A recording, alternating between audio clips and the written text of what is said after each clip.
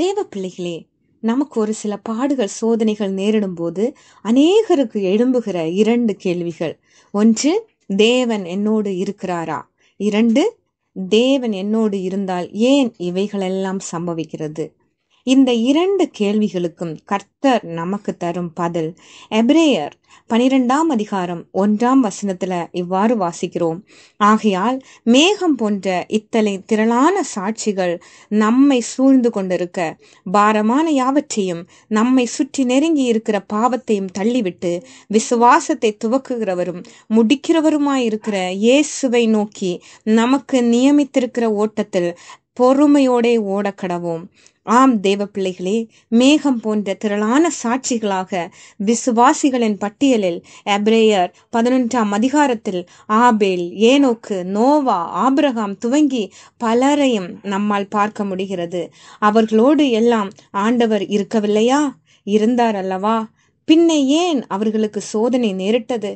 ஒரு பொன்னை அக்கினியில் போட்டு புடமிட்டால்தான் அது மதிப்புக்குரிய பொன்னாக, விலையேறப்பட்டதாக, அநேகரால் பேசப்படுகிறதாக வெளிவரும்.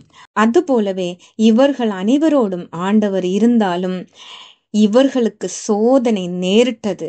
ஆனால் இத்தனை தலைமுறைகள் கழித்தும், இத்தனை ஆண்டுகள் கழித்தும் நாம் இன்றைக்கும் அவர்களை குறித்து பேசுகிற சரித்திரமாக அவர்கள் வாழ்க்கை மாறி இருக்கிறது.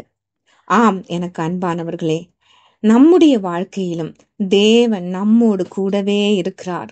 நமக்கு நேரிடுகிற சோதனையிலும் அவர் நம்மோடு கூட இருந்து ஒரு பொன்னாக வெளியே கொண்டு வருவார். அப்பொழுது எப்படி எபிரேயர் 11ஆம் அதிகாரத்தில் விசுவாசிகளின் பட்டியலில் நாம் ஒவ்வொரு பெயரை வாசித்து சாட்சிகளாக நமக்கு முன் வைத்திருக்கிறோமோ, அவ்வாறு நம்மை குறித்தும் நம்முடைய உறவினர்கள், நண்பர்கள், சுற்றார் மட்டுமல்லாமல் நம்முடைய தலைமுறைகள் நம்மை குறித்து பேசும் விதமாக நம்முடைய வாழ்க்கையை ஒரு சரித்திரமாக மாற்றவே இன்றைக்கு இவைகளெல்லாம் நமக்கு நேரிடுகிறது.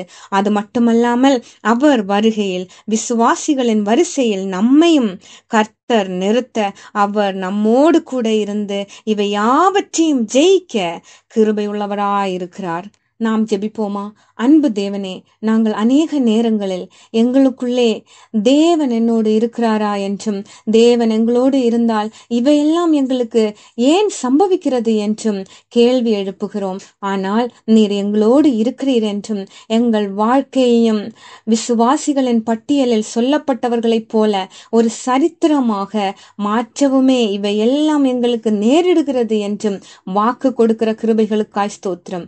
இவை எல்லாவற்றையும் ஜெயித்து உம்முடைய வருகையில் உம்மோடு கூட இருக்க கிருபை தாரும். இயேசுவின் மூலம் ஜெபிக்கிறோம் பிதாவே, ஆமேன்.